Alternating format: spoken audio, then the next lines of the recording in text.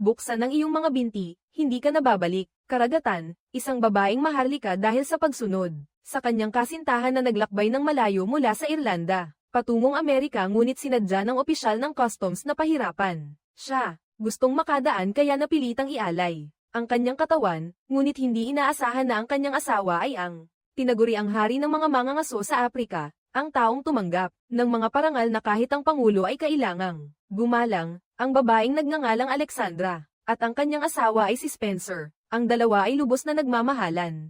Ngunit hindi nagtagal, nalaman ni Spencer na ang rancho Yellowstone sa kanilang bayan ay may nangyari. Agad siyang nagmamadaling umalis sa Inglaterra, bilang resulta ay sinundan siya ng kanyang kaaway na si Alexandra, ang anak ng konde na nagtatangka ng masama. Kaya napilitan siyang sumakay sa isang barko ng mga Italyano upang bumalik sa Amerika. Higit pa rito, si Spencer ay walang kahit isang sentimo sa bulsa kaya napilitan siyang maging manggagawa sa barko upang mabuhay araw-araw. Ngunit ang isang Amerikano tulad niya ay nagmumukhang dayuhan sa gitna ng mga Italyano. Palaging may mga taong gustong mangapi sa kanya, tulad ng Kuba na kapatas, na ngayon ay matamang nakatingin kay Spencer na may masamang balak ng gabing iyon. Unang nalaman ni Spencer na ang kapatas ay isang bakla na palaging inaabuso ang mga manggagawa. Paano matitiis ni Spencer na hayaan ang ganitong uri ng tao na magmalupit? Agad niyang binugbog ito. Nang husto, iniligtas ang manggagawang inaapi. Ang kapatas na sanay sa pagmamalupit. Nang makakita ng taong matapang na humahadlang sa kanya, agad siyang naglabas ng kutsilyo upang turuan ng leksyon ang bagong dating, ngunit ang kanyang kinahaharap ay ang pinakamalakas na tao kaya ang kapatas ay nabuwal sa sahig ng malupit. Ang away sa loob ng barko ay nakakuha ng atensyon ng iba. Ang kapitan ay nagdala ng mga tauhan upang siyasatin. Matapos malaman na ang kapatas ay isang lihim na mang-aabuso ng mga manggagawa, ang kapatas ay napatay. Ngunit ang inaping manggagawa ay hindi nagpakita ng kagalakan. Sa pangyayaring ito, ang kanyang pagkakaabuso ay kumalat na sa lahat ng dako, kaya ang manggagawa na ito ay nagpas siyang piliin ang kamatayan upang takasan, kung hindi. Dahil kay Spencer na nakahadlang sa tamang oras, ang resulta ay magiging napakalala. Ang manggagawang si Luca ay lubos na nagpapasalamat sa tulong ni Spencer nang malaman niyang kailangan niya ng malaking halaga ng pera. Nagpa siya si Luca na tulungan si Spencer na mag-organisa ng isang laban ng boxing. Lihim niyang ginamit ang kanyang pagkatao bilang Italyano. Si Luca ay madaling nakakuha ng maraming taya, pagkatapos ay si Spencer sa kanyang ganap na lakas ay tinalo ang kalaban at nakakuha ng malaking halaga ng pera. Gayunpaman, sa mismong oras na ito, isang manggagawa na lumahok sa digmaang pandaigdig ay nagsabi na ang tunay na lakas ni Spencer ay hanggang doon lamang. Gusto niyang subukan si Spencer ng personal. Ang laban sa pagitan ng dalawa ay nagsimula kaagad. Ang taong sinanay ng husto ay talagang mahirap kalabanin kaysa sa nauna. Sa kanila, parehong naglabas ng lahat ng mga suntok ngunit sa huli, ang kalaban ay natalo pa rin ni Spencer. Nang malupit, sunod-sunod na panalo sa dalawang laban, ang pangalan ni Spencer ay naging tanyag. Pagkatapos noon, sa bawat laban, nakakakuha siya ng daan-daang dolyar, ngunit ang halagang ito ay hindi lamang sa kanya. Si Luca ay makakakuha ng 20%. Ang buhay ni Spencer ay unti-unting umuusbong. Sinimulan niyang alalahanin ang kanyang asawang si Alexandra na nasa malayong London. Ngunit mula nang umalis si Spencer, si Alexandra ay kinulong ng konde. Buong araw siyang naghuhugas ng mukha ng luha. Ang tanging taong maaari niyang kausapin ay ang kanyang matalik na kaibigang si Jennifer, na una ay nagpayo kay Alexandra na magpakasal muli sa anak ng konde. Ngunit nang malaman na buntis si Alexandra, ay agad na nagbago ang kanyang tono. Hinikayat si Alexandra na sundan ang kanyang pag-ibig. Sa tulong ni Jennifer, nakatakas si Alexandra sa pagkakakulong ng konde, sumakay sa isang barkong pandagat patungong Amerika. Bago umalis, ang matalik na kaibigang si Jennifer ay kumuha ng paboritong relo at ibinigay kay Alexandra bilang pananggalang. Umaasa akong isasauli mo ito sa akin. Ngunit kung hindi mo ito ibabalik, malalaman kung ikaw ay nangangailangan nito. Ang paglalakbay sa dagat mula Inglaterra patungong Amerika ay lubos na mahirap para kay Alexandra. Nakahiga siya sa loob ng barko, labis na nabigla. Hindi siya halos makatulog, ngunit dahil makikita niya muli ang kanyang minamahal na asawa, hindi siya nagsisisi. Kasabay nito, ang sitwasyon sa Rancho Yellowstone ay lubhang malala. Ang may-ari ng minahan ay nakipag-alyansa sa maraming puwersa na naglalayong sa mga tao sa rancho ng Yellowstone. Kahit nakasalukuyang may tiyong Jacob na sumusuporta, napakahirap pa rin. Napipilitan silang patuloy na bawasan ang kanilang lakas. Ang rancho ay nag-iingat lamang ng 4 na toro at 100 baka na babae, lahat ng natira ay ipinagbili. Ang pamumuhay ng lahat ay napakasimple araw-araw. Tanging matigas na tinapay at nilagang pagkain, kung nais mapabuti ang pagkain. Ang tanging paraan ay ang lumabas at mangaso, subalit ang mantana. Sa kasalukuyan ay nakalubog sa matinding lamig, bukod sa mga lobo. Ay halos wala ng iba, at higit pa rito kailangan din nilang mag-isip ng paraan upang iligtas ang pamilyang Dutton, ang mga taong naapi ng may-ari ng minahan at ipinakulong, kung wala, ang lakas ng paglaban ng rancho ay bababa ng malaki, subalit ang kasong pag-aasawa sa ibang lahi ay talagang napakagulo, kaya napilitan si Jacob na hanapin ang kanyang matandang kaibigan, na si Chief Green. Umaasa na siya ay may paraan upang mailigtas ang pamilya, ngunit sa paglabas pa lamang sa kanyang bahay ay nakasalubong niya ang isang leon sa bundok, na nagugutom. Buti na lamang may dalang baril si Jacob kaya walang nangyaring panganib, kumpara sa kalagayan ng pamilyang Dutton na lubhang mahirap, ang pastol ng tupa na si Banner. Ang sanhi ng lahat ng ito, sa kasalukuyan ay namumuhay ng ganap na kakaiba, dahil sa kanyang relasyon. Sa may-ari ng minahan, bumili siya ng isang mansiyon, na talagang marangya sa gitna ng lungsod. Ang buong pamilya ay lumipat na rito upang manirahan, tanging ang dahilan ay dahil kailangan niyang magtrabaho bilang kinatawan ng may-ari ng minahan, kaya ang oras na ibinibigay niya sa pamilya ay paunti ng paunti, na naging dahilan upang ang kanyang asawa at anak na lalaki ay makaramdam ng pagkabahala. Napilitan si Banner na ipagtanggol na ito ay kinakailangang sakripisyo, samantala si Jacob ay pumunta sa isang bar na lihim, dahil sa panahong ito ay ipinagbabawal ang alak, kaya upang makapasok ay kailangan ng password. Natagpuan ni Jacob ang kanyang matandang kaibigan na si Win sa bar, umaasa na matutulungan siya nito. Nailigtas ang pamilya, ngunit ang kalaban ay nahatulan ng kasong pag-aasawa sa ibang lahi na may malinaw na ebidensya. Ang tanging paraan na naisip ni Win ay ang lumapit at magmakaawa sa hukom, kaya nga dalawa silang pumunta sa harap ng hukom, ngunit ang kalaban ay matagal nang sinuhulan ng mga alipors ng may-ari ng minahan. Kahit paano nilang ipaliwanag, ay hindi siya kumikibo. Sa mismong sandaling malapit nang mawalan ng pag-asa si Jacob, bigla niyang napansin ang tasa. Sa harap ng hukom ay may kakaiba, inamoy ni Jacob. At totoo nga, ito ay pamilyar na amoy. Sinundan niya ang pabango, natagpuan niya ang ipinagbabawal na alak na nakatago sa kabinet ng hukom. Ang sitwasyon ngayon ay biglang nabaligtad. Kung hindi sisang-ayon ng hukom na tumulong ay kailangan siyang hulihin ni Win, na magiging dahilan upang mawala sa hukom ang kanyang trabaho. Ngayon sa isang sitwasyong walang pagpipilian, napilitan ng hukom na pirmahan ang utos ng paglaya sa mga tao ng grupo ni Jacob. Hindi na nagdalawang isip pa si Jacob at dali-daling isinakay ang pamilya sa karwahe upang bumalik sa rancho ng Yellowstone. Ngunit hindi inaasahan na sa gitna ng daan ay sasalubungin sila ng isang bagyo ng nyebe. Kung magpapatuloy sila, ay tiyak na mamamatay silang lahat sa lamig, kaya si Jacob, nang makita ito ay mabilis na nagpasya, inutusan niya ang lahat na pakawalan ang mga kabayo. Pagkatapos ay binaligtad nila ang karwahe, lahat ay pumasok sa loob ng kahon ng karwahe at nagdikit-dikit, upang magpainitan. Sa kabilang dako ang mga tao sa rancho ng Yellowstone ay nahaharap din sa isang krisis. Ang asawa ng pamangkin ni Jacob na si Jack ay nagngangalang Elizabeth na sa wakas ay nakapag-recover na pagkatapos malaglag ang kanyang anak, ngunit sa paglabas pa lamang niya ng pinto, ay nakasalubong niya agad ang leon sa bundok na itinaboy ni Jacob. Kanina lamang, sa oras na iyon siya ay walang dalang anumang sandata, talagang hindi niya kayang lumaban sa mabangis na hayop. Buti na lamang ang asawa ni Jacob na si Kara ay nakasapit sa tamang oras upang matuklasan ang sitwasyon sa tabi ni Elizabeth. Agad siyang nagpasya napaputukan at patayin ang leon sa bundok, subalit ang rancho ng Yellowstone sa panahon ng taglamig ay kung saan-saan puno ng mga mabangis na hayop na nagugutom, kaya nang si Elizabeth ay magtungo sa kulungan ng manok ay minalas siya at nakasalubong ang isang lobong kulay abo na nagugutom. Ginamit ni Elizabeth ang lahat ng kanyang lakas upang harangan ang pinto ng kulungan ng manok, upang hindi makalabas ang lobo. Ngunit kung nakapasok ang lobo, ay malinaw na may iba pa itong labasan, kaya hindi nagtagal ay nahabol pa rin si Elizabeth ng lobo, at nakagat ito sa kanyang binti. Sa gitna ng kagipitan ay isang cowboy sa rancho ang dumating sa tamang oras at binaril ang lobo. Maraming beses na naman na nakaligtas si Elizabeth. Ang mga sunod-sunod na pagkabigla ay nagdulot kay Elizabeth ng labis na pagkabagot sa kanyang pamumuhay dito, at pagkatapos nyon ay ang pagpapabakuna laban sa rabies ay naging huling patak na nagpuno sa baso ng pag-aalala. Si Elizabeth ay nahawaan ng rabies kaya't ang doktor ay nagbigay ng bakuna laban sa rabies sa kanya, ngunit upang matiyak na hindi mahawan ay kailangang iturok ito araw-araw sa loob ng 10 araw. At bawat turok ay sa tiyan, ang sakit na dulot nito ay napakatindi na hindi na kinaya ni Elizabeth. Sa huli, ay nagpa siyang umalis sa Montana at bumalik sa kanyang bayang sinilangan sa Boston.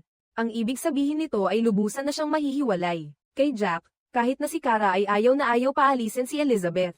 Ngunit dahil sa kasalukuyang kalagayan ng rancho, ang Yellowstone, ang pag-alis ay talagang isang mas mabuting pagpipilian. Nang gabing iyon, dahil sa bagyo ng nyebe, ang doktor at nurse ay naipit pansamantala sa rancho ng Yellowstone. Si Kara ay nag-ayos ng tulugan para sa dalawa, ngunit ang nurse ay matigas ang ulo na natulog sa sala. Sa bandang huli ay may nangyari nga, sa hating gabi ay may narinig si Kara na ingay na nagmumula sa sala. Agad siyang nagising at pumunta upang tingnan, at natuklasan na ang tao. Ang nurse ay patay na, isang lobo ang nakatitig sa kanya na may mabangis na mga mata. Si Kara ay mabilis na nagpaputok ng baril, hindi alam kung ano ang nangyari sa kanya sa oras na iyon.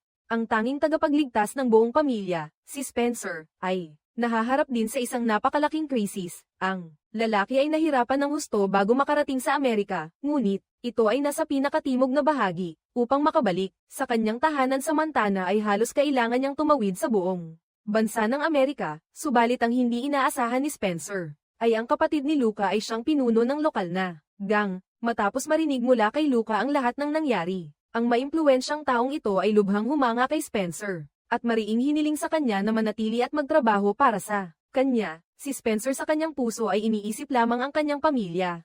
At talagang hindi maaaring manatili ng matagal, katatapos lamang niyang kumain ng tanghalian at nagpaplano ng umalis. Ang mga tauhan ng gang, nang makita ito, ay agad na hamarang sa kanyang daraanan at nagpahayag na kung siya ay aalis ngayon, ito ay ituturing na isang deklarasyon ng digmaan laban sa buong gang, bilang ang pinakamalakas na lalaki sa mundo. Si Spencer ay talagang hindi inaalintana ang banta ng kalaban. Subalit ang padalos-dalos na pagkilos na ito ni Spencer ay direktang nakapagpagalit sa pinuno ng gang. Bago pa man makaalis, si Spencer sa bayan ay hinarang na siya ng ilang itim na sasakyan. Maraming miyembro ng gang ang bumaba mula sa mga sasakyan. Ang nangunguna ay ang taong natalo niya noon. Lahat sila ay may dalang baril ngunit hindi napatay si Spencer. Sa halip ay pinabagsak nila siya sa lupa at binugbog ng walang awa. Pagkatapos noon ay dinala nila siya sa harap ng pinuno ng gang na nakakita kay Spencer na sobrang haggard. Ang pinuno ng gang ay labis na naguluhan, nagtanong kung bakit. Malinaw naman na siya ay nangako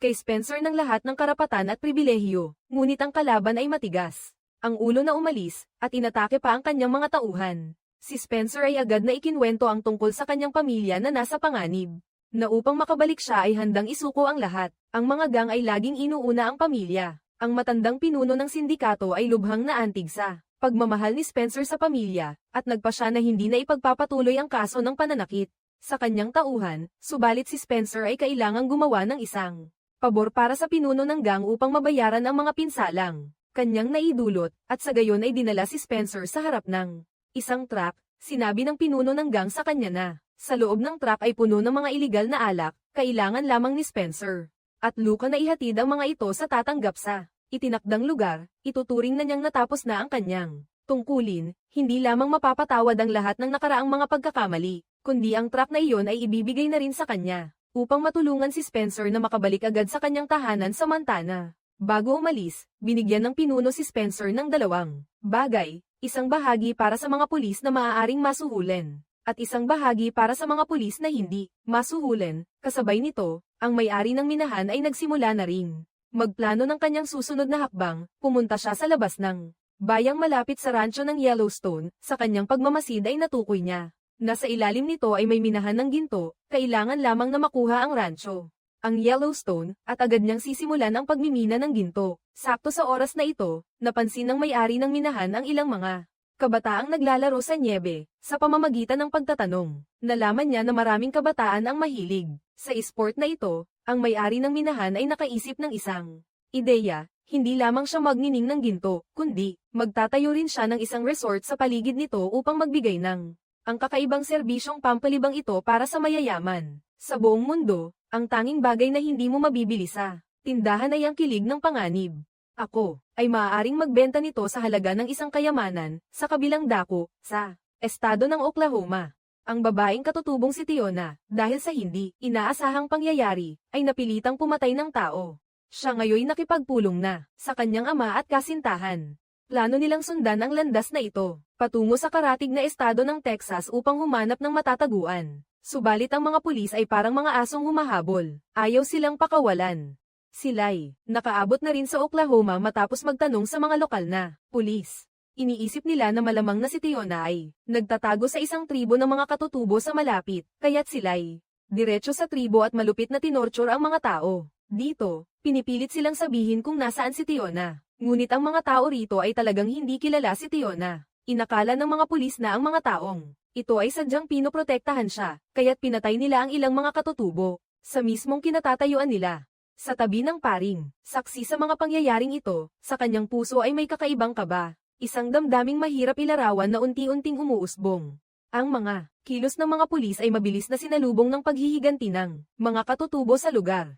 Sinamantala ang dilim ng gabi, ilang mandirigmang katutubo ang sumalakay sa 3 pulis. Gayunpaman, ang kanilang mga sandata ay mga pana lamang, kaya't hindi nila kayang labanan ang mga rifle ng mga pulis.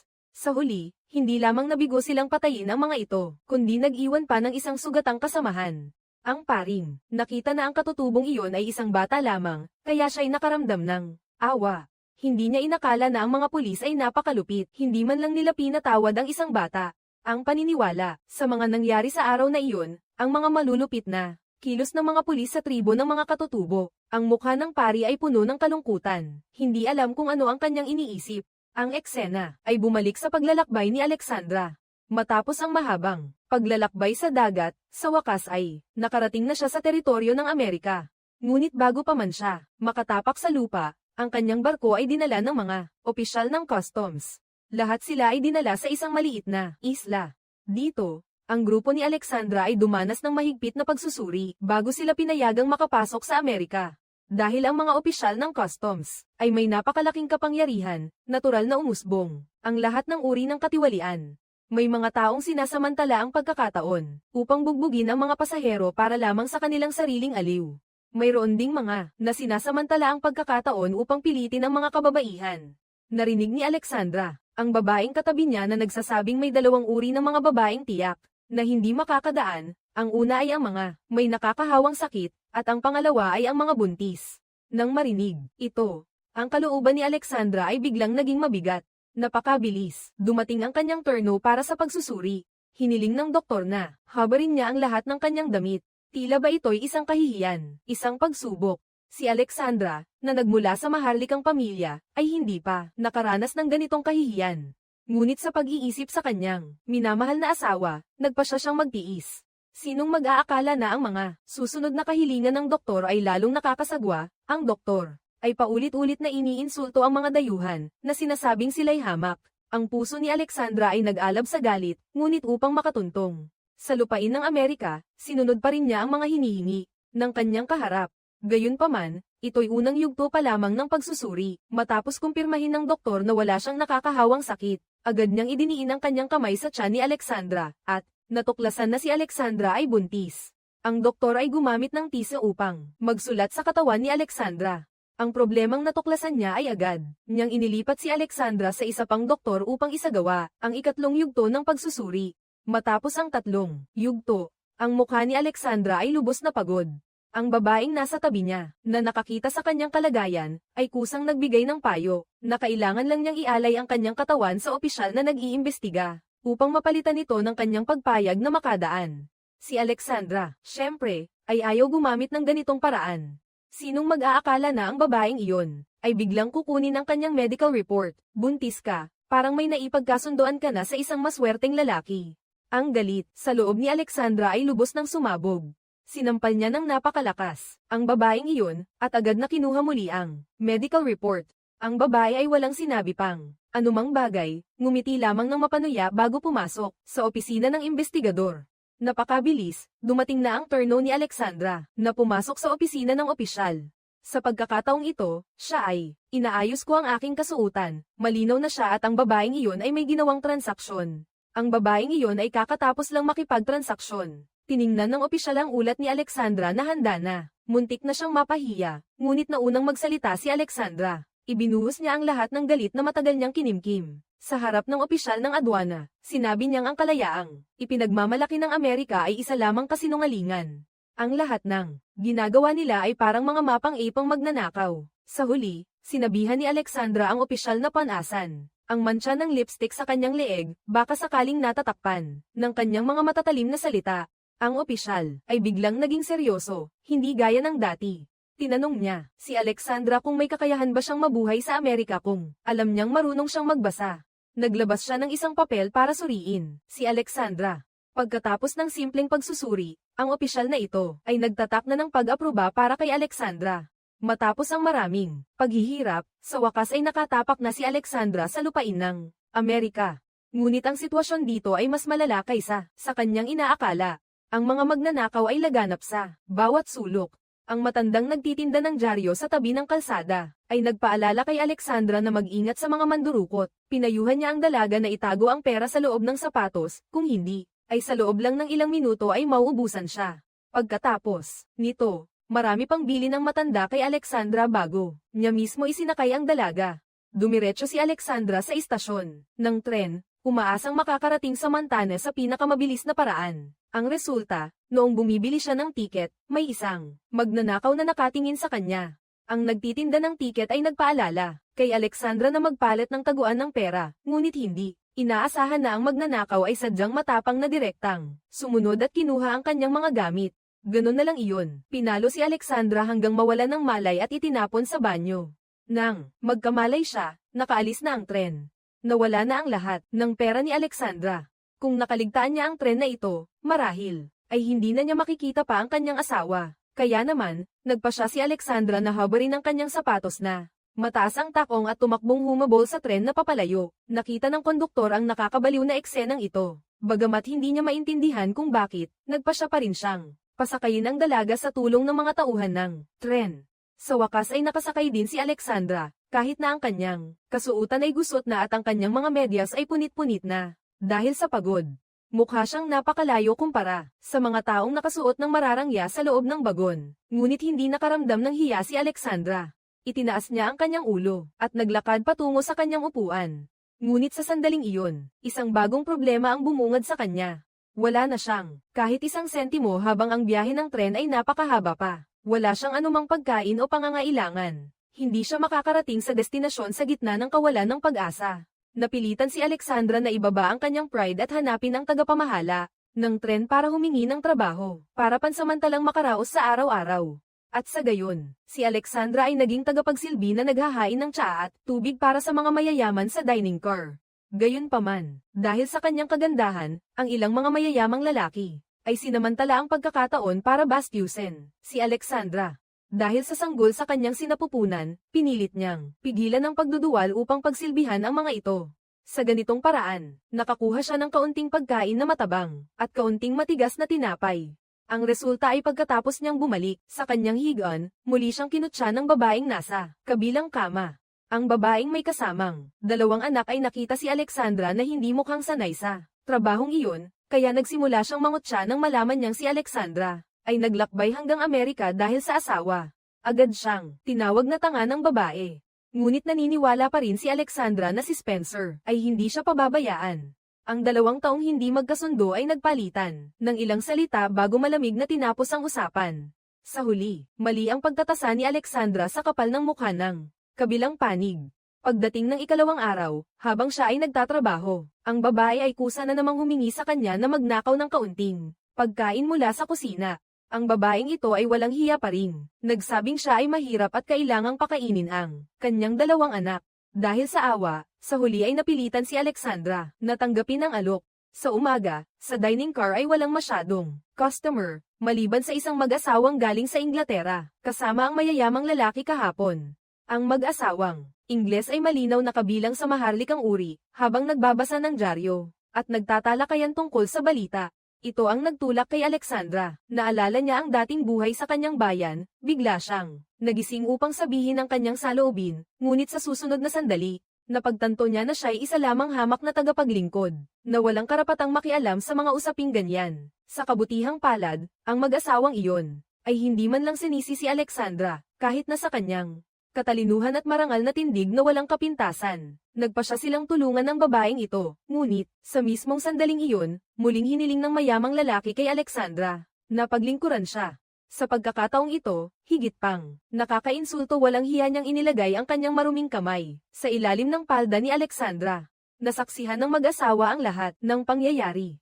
Ang asawang lalaki ay malapit ng kumilos nang makita niyang, si Alexandra ay sumabog direkta niyang ibinuhos ang buong pitsyel, ng kumukulong kape sa katawan ng duwag na lalaking iyon. Pagkatapos, gamit ang walang laman na pitsyel ng kape, ay, malakas niyang hinampes sa ulo nito. Sa wakas ay nailabas ni Alexandra, ang kanyang matinding galit, ngunit ang kanyang kilos, ay lubhang nakaapekto sa reputasyon ng tren. Hinintay ng mga pulis ng Riles na ikulong si Alexandra sa isang holang bakal.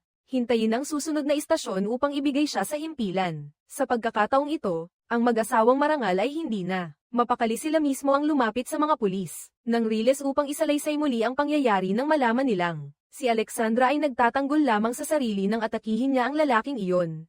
Agad na napagtanto ng mga pulis na sila'y nalinlang ng hamak na lalaking iyon na nagkunwaring kasintahan ni Alexandra. Galit na galit, ang mga pulis ay dali-daling dinakip ang lalaki at pinalaya si Alexandra. Ngunit sa mismong sandaling iyon, natuklasan niyang lahat ng kanyang mga gamit ay nawala na. Natuklasan niyang ang babaeng nakahiga sa kabilang kama, ang siyang nagnakaw ng kanyang mga daladalahan. Agad siyang hinabol ni Alexandra, pababa ng tren. Nang mahuli, ang babaeng iyon ay sinubukan pang gamitin ng kanyang mga anak upang humingi ng awa. Ngunit sa pagkakataong ito, ang trick na iyon ay hindi na gumana. Nakita na ito ng mga bata. Gayunpaman, hindi na. Inusig pa ni Alexandra ang kanyang ginawa, sa halip ay dali-dali siyang pumunta sa counter ng tiket upang bumili ng bagong tiket, papuntang Montana. Sa kanyang pagkagulat, sinabihan siya na ang mga tiket para sa ibang biyahe ay ubos na. Ang pagpunta sa Montana ay posible lamang sa buwan ng Hunyo, kapag dumating na ang tagsibol. Nang marinig ang balitang iyon, hindi matanggap ni Alexandra. Siya ay lubos na, nawalan ng pag-asa habang nakaupo sa waiting room. Sa mismong sandaling iyon, ang mag-asawang marangal ay lumapit sa kanya. Nang malaman ang kanyang mahirap na kalagayan, agad nilang inanyayahan si Alexandra sa kanilang tirahan upang magpahinga ng isang gabi. Dahil sa tapat na tulong ng mag-asawang ito, hindi tumanggi si Alexandra. Samantala, ang kanyang asawang si Spencer ay naghahanap din ng lahat ng paraan upang makabalik sa rancho ng Yellowstone sa Montana. Minamaneho niya ang sasakyang may dalang ipinagbabawal na alak ng isang boss ng sindikato, mabilis na dumadating sa daan. Ngunit ang kanyang saya ay panandalian lamang. Bigla niyang napansin na sa di kalayuan, maraming tao ang humaharang sa gitna ng kalsada. Sa kanyang instinct, naisip ni Spencer na ito'y ibang gang na humaharang para magnakaw. Sa anumang kaso, ang ipinagbabawal na alak sa panahong iyon ay napakahalaga, katumbas ng ginto. Sa pagmamasid, natukoy ni Spencer na sila'y talagang hindi maaaring daanan.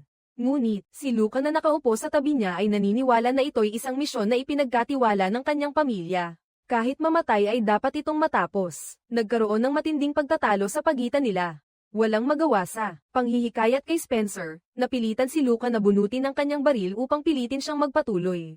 Siyempre, ang kilos na iyon ay walang epekto. Sinuntok ni Spencer si Luca upang ito'y kumalma. Pagkatapos, maingat nilang pinag-aralan ang mga panganib sa sitwasyong ito.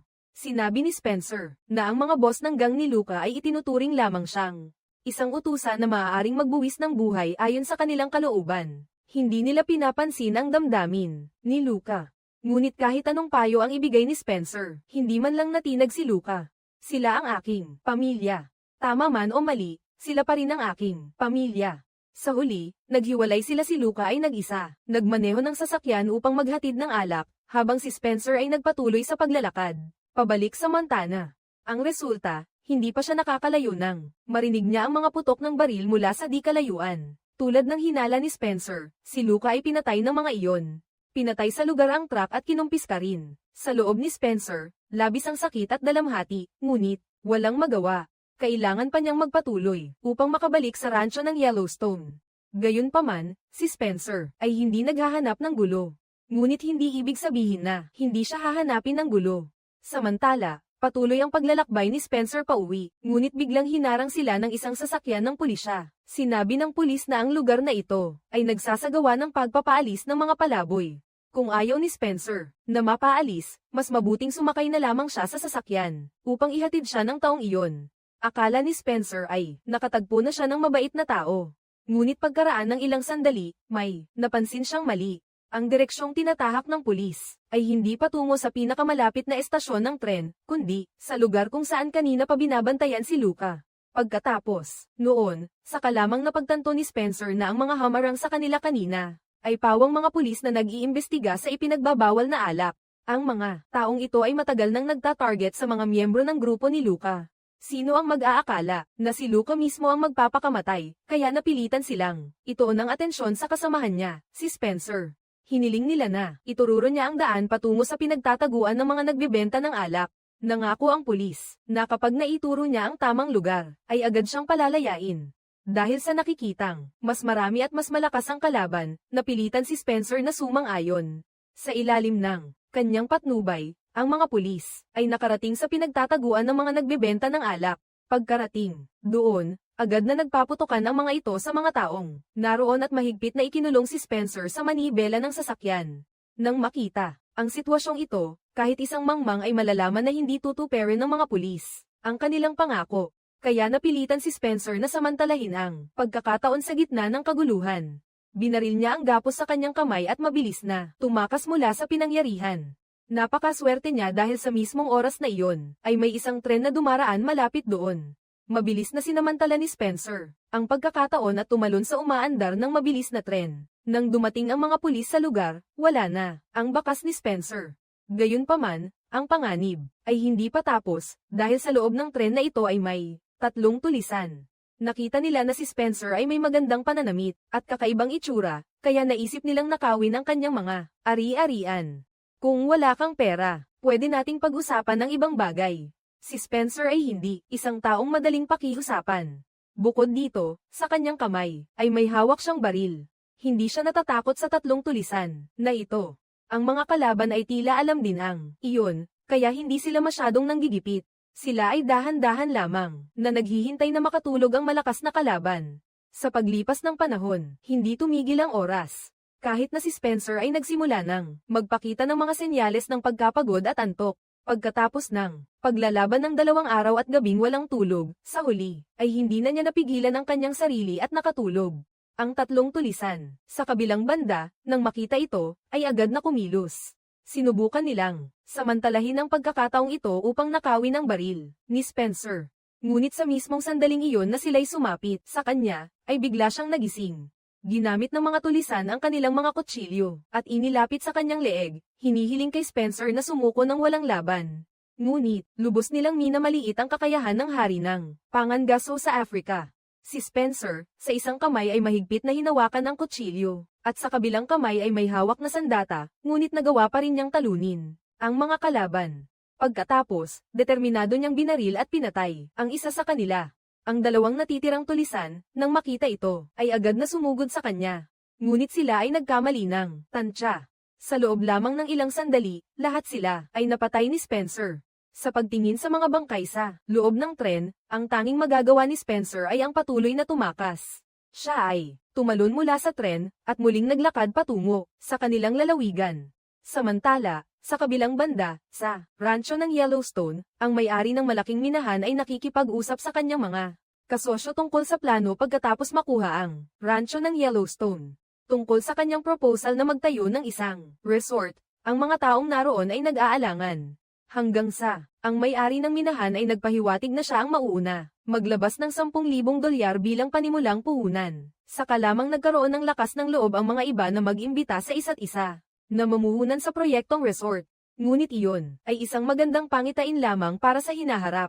Ang mas mahalagang bagay sa ngayon ay ang pagresolba sa panganib na may pangalang Spencer kapag siya ay bumalik. Alam din ng matandang may-ari ng minahan iyon. Kaya naman inutusan niya ang pastol na si Banner na humanap ng paraan upang mapatay si Spencer. Siya ay ang tanging natitira ay isang inabandonang minahan na ginawang tapunan ng bangkay para kay Banner. Pagkatapos, ang may-ari ng minahan ay itinapon ang bangkay ng kasambahay na pinahirapan hanggang mamatay sa loob ng ating bahay para gamitin ni Banner bilang target practice habang nangangako sa kanya na kapag natapos niya ng maayos ang misyon, bibigyan si Banner ng bahagi sa negosyo sa resort. Habang pinagmamasdan ang lalaking taga-probinsya na, masayang umaalis, ang may-ari ng minahan ay lubos na, nasa sabik. Agad niyang pinasiyahan na pahirapan ang isa pang kasambahay para sa kanyang kaligayahan. Ngunit si Banner, nang marinig ang mga nakakabagbag damdaming hiyawan mula sa loob ng silid, ay nakaramdam ng matinding takot at lumipat sa kabilang gilid. Sa Yellowstone Ranch, si Kara ay mapalad na nakatakas sa pag-atake ng mga lobo habang hinahanda ang pagpapaalis sa doktor. Nang makita ang grupo ni Jacob na bumabalik, agad niyang hinarang ang doktor at hiniling na gamutin si John. Pagkatapos ng paunang pagsusuri, kinumpirma ng doktor na ang ulo ni John ay may malubhang pinsala dahil sa impact, kaya may namuong malaking dugo na humaharang.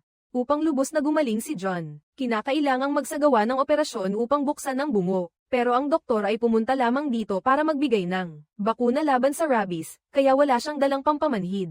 Matapos ang mahabang pag-uusap, napagpasyahan ng lahat na gumamit ng pampakalma bilang kapalit ng pampamanhid.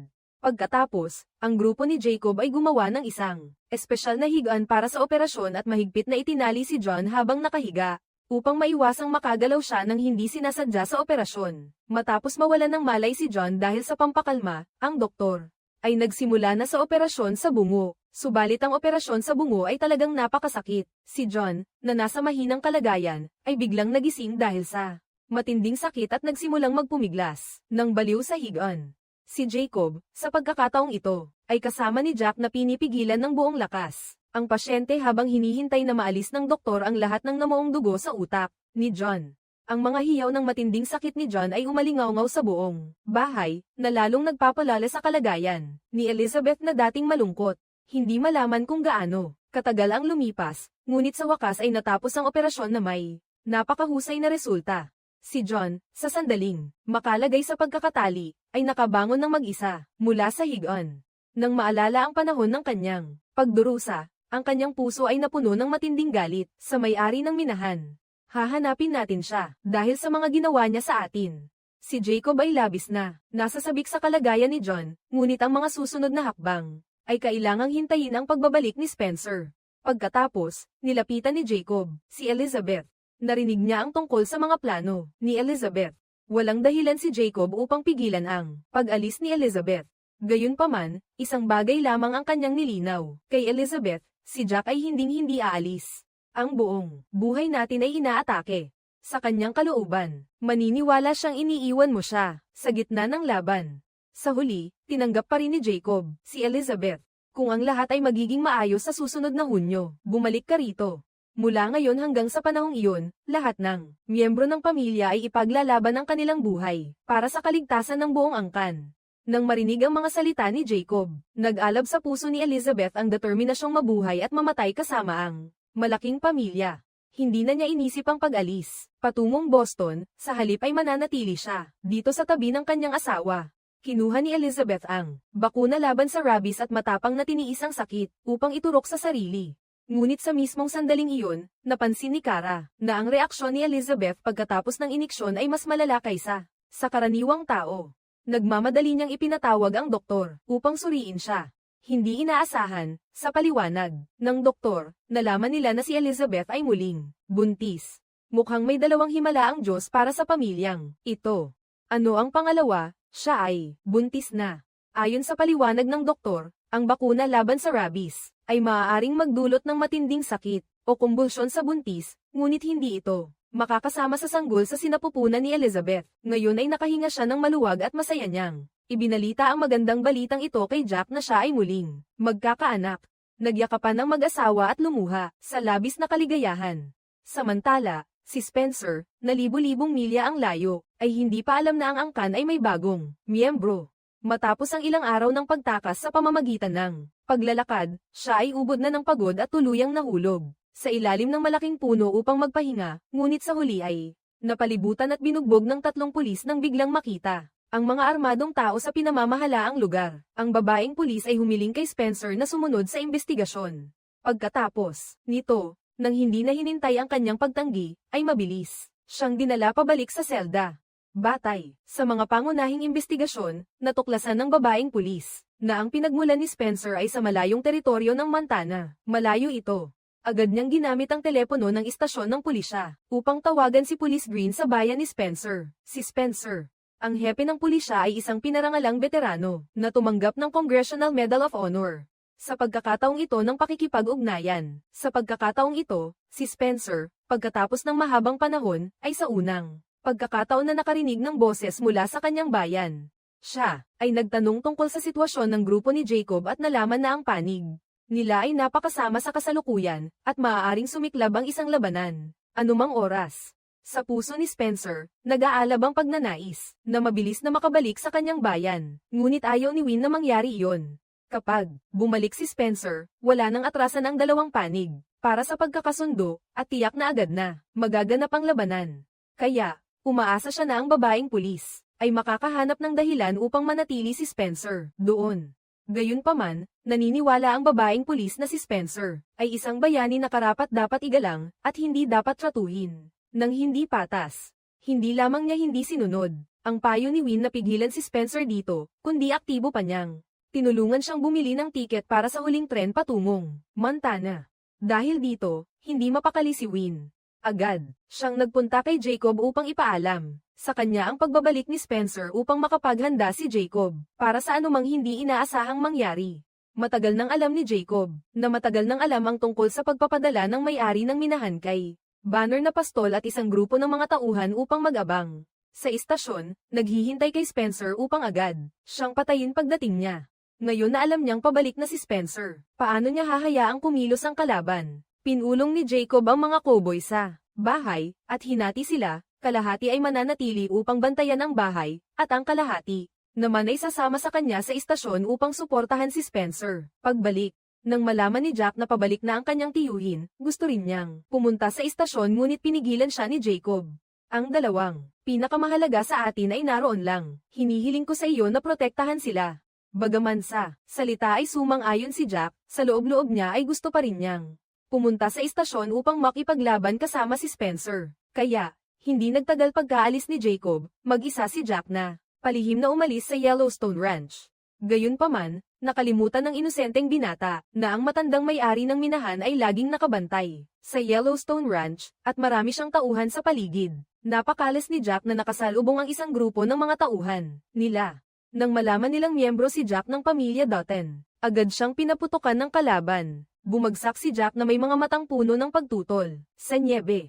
Nakita ng mga tauhan ng matandang may-ari ng minahan na hindi pa siya patay, kaya lumapit sila at binaril ulit siya. Kaya, nag-iisa si Jack na namatay sa nyebe, at walang nakakaalam. Nang maglaon, nang matuklasan ni Kara na nawawala si Jack, akala niya ay sumama lang siya kay Jacob. Palihim na umalis, hindi niya inakala, napatay na si Jack.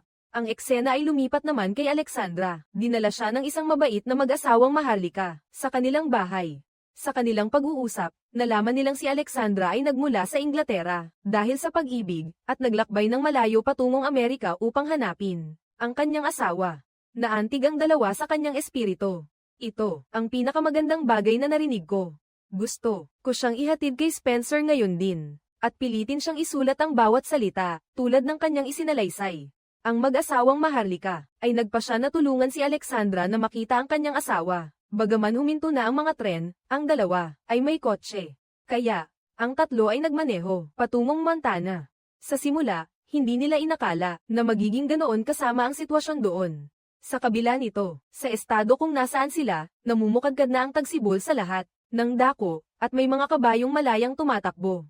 Ang tatlo ay parang nagpipiknik, nagtatawanan, at nagkakantahan habang nasa daan.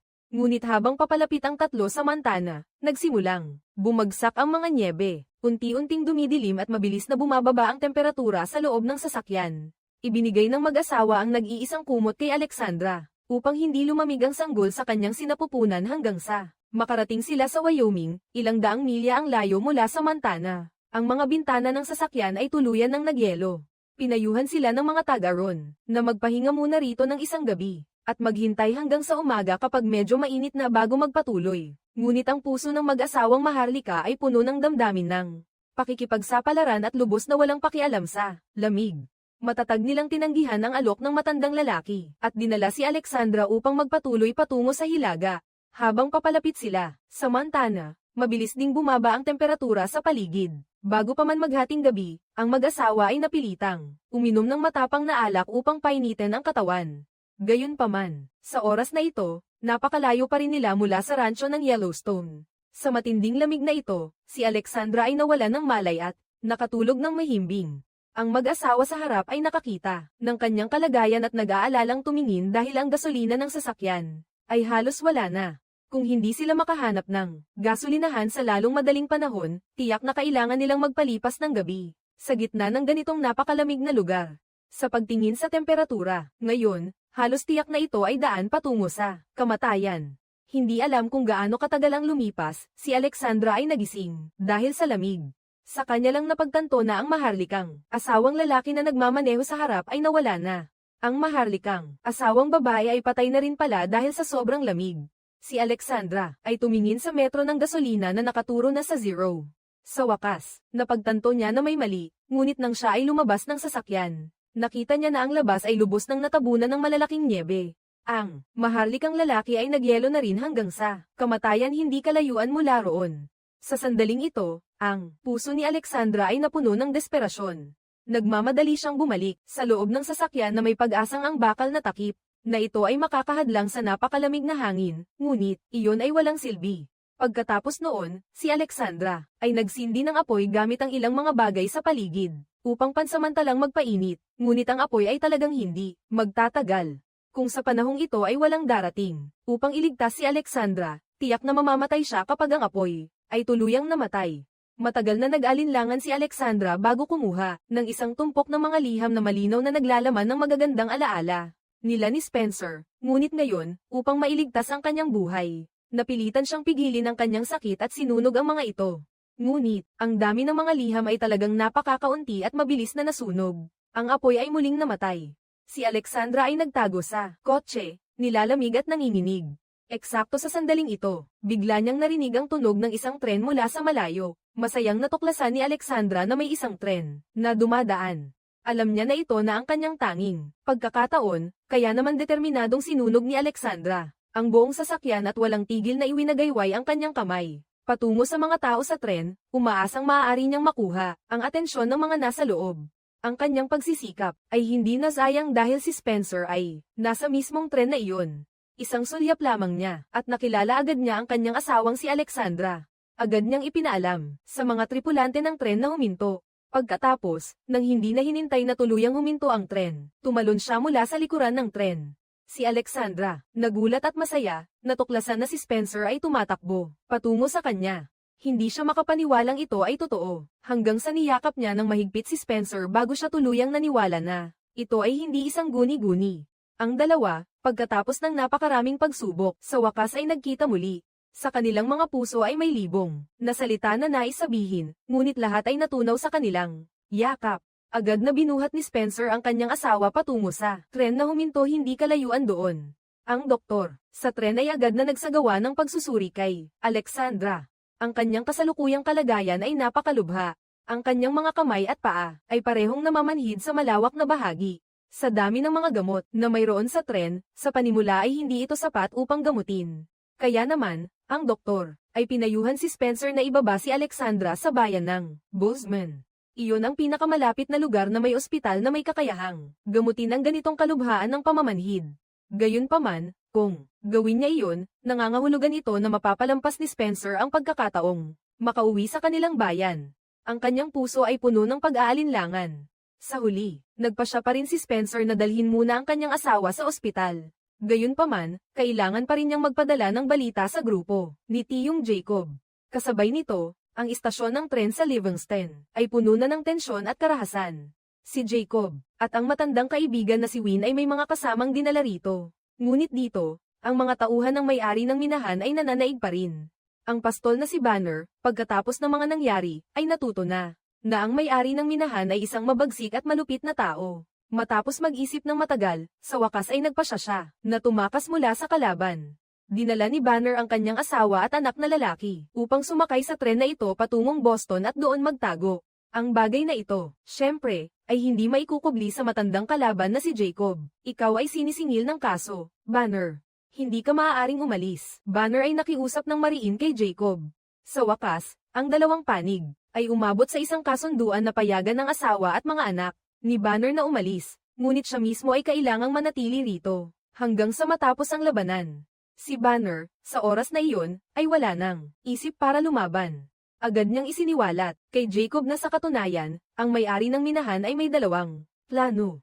Inilagay niya si Banner dito upang harangin at patayin si Spencer, habang may isa pang grupo ng mga tao na direktang pinapunta sa rancho ng Yellowstone, handang samantalahin ang pagkakataon upang lipulin ang mga taong naiwan upang bantayan ang bahay. Bagamat labis na nag-aalala para sa rancho ng Yellowstone, sa ngayon ay wala siyang magawa. Sa oras na ito, ilang mga itim na sasakyan na puno ng mga tao ang mabilis na pumasok sa rancho ng Yellowstone.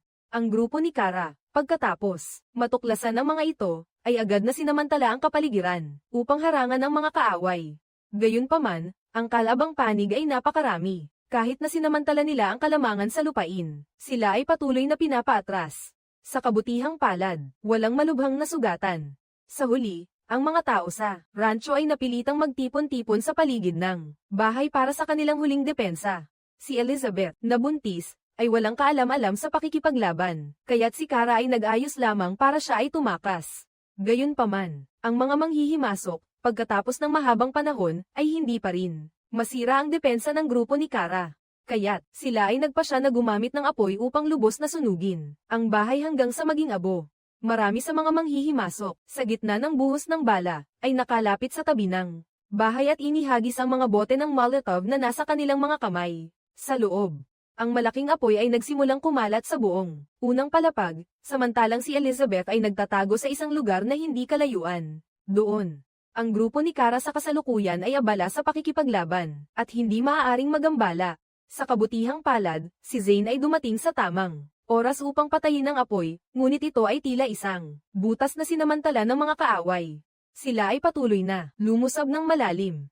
Hindi nagtagal, may ilang mga kalaban na nakapasok sa loob ng bahay, handang patayin si Zane na nasa ibaba ng unang palapag. Gayunpaman, si Elizabeth ay talagang hindi marunong lumaban. Nakita niya na siya ay malapit ng patayin ng mga ito. Si Zane ay patuloy na bumabaril at pinatumba ang mga manghihimasok na nakapasok, ngunit kahit na ganoon, hindi pa rin niya maibabalik ang takbo ng labanan. Ang bahay ay malapit nang tuluyang masakop ng kalaban. Unti-unti, ang mga kampo ni Kara ay nagsisimula ng magkaroon ng mga nasasawi. Palubha ng palubha ang kanilang pagtatanggol. Sa mismong oras na iyon, si Spencer ay biglang lumitaw. Ipinakita niya ng perpekto ang kanyang kakayahan bilang hari ng mga mangangaso sa Africa. Tunay nga, para siyang isang superhero. Bawat balang lumalabas ay tumpak na pumapatay ng isang kaaway. Ang kanyang mga galaw ay napakaliksi, iniiwasan niya ang mga pag-atake ng mga kalaban. Nang napakakinis, na may ganap na nakahihigpit na tindig, mabilis niyang nilipol ang lahat ng mahigit 10 manghihimasok, ngunit sa mga taong bumalik kasama niya, wala naman kayang bakas ni Jacob. Nang inag ang puso ni Kara sa takot, matapos magtanong, nalaman niya na si Jacob ay sugatan lamang at dinala na sa ospital. Di nagtagal bago ang insidente, si Spencer, na sumasakay sa tren, ay Kara-rating pa lamang sa Livingston. Agad niyang nakita si Jacob na nakatayo sa plataporma. Sa oras na siya ay bababa upang sabihin sa kanya na kailangan niyang pumunta sa ospital, bigla siyang inatake ng isang alalay ng may-ari ng minahan. Ang dalawang panig ay agad nagkaroon ng marugdob na palitan ng putok. Si Banner naman ay buong puso't kaluluwa na gusto lamang na makaalis ang kanyang asawa at anak, kaya hindi siya nakilahok. Sa mismong oras na iyon, nakita niya na si Spencer ay kusang inilagay ang kanyang pamilya sa isang sasakyan. Marahil ay naantig siya sa sitwasyong ito. Si Banner, sa kabila ng lahat, ay direktang nagtaksil sa kanyang paksayon at nagsimulang umatake at gumanti sa mga tauhan ng may-ari ng minahan, at sa pagkakataong iyon ay nailigtas din niya si Jacob na nasa panganib na. At bilang kabayaran, si Banner ay pinatay ng mga alalay ng may-ari ng minahan doon mismo sa labanan, sa tulong ng kanilang mga baril. Nang sa kanyang grupo ay nagtagumpay sandali pagkaraan. Ang huling tagumpay, ngunit siya rin ay nataman ng bala sa gitna ng labanan, kaya kinailangan siyang dalhin sa ospital kaagad para magamot. Si Spencer, na dapat sana'y isasama si Jacob papuntang Bozeman, ay nakatanggap ng balita na ang may-ari ng minahan ay nagpapadala ng mga tao para salakayin ang rancho ng Yellowstone. Kaya napilitan si Spencer na ipagkatiwala si Alexandra kay Jacob, habang siya mismo ay nagdala ng ilang tauhan para magmadaling bumalik sa rancho. Nang marinig na hindi na nasa panganib ang buhay ni Jacob, saka lamang nakahinga nang maluwag si Kara. Subalit noon niya napansin na sa mga taong bumalik, wala ni isa man sa kanila si Jack. Di nagtagal, sa pamamagitan ng pag-uusap, kanilang natuklasan na hindi kailanman nakarating si Jack sa lugar ng istasyon ng tren. Agad nilang napagtanto na may hindi tama, at mabilis silang naghanap sa lahat ng dako. At noon, natagpuan nila ang bangkay ni Jack sa gitna ng puting nyebe.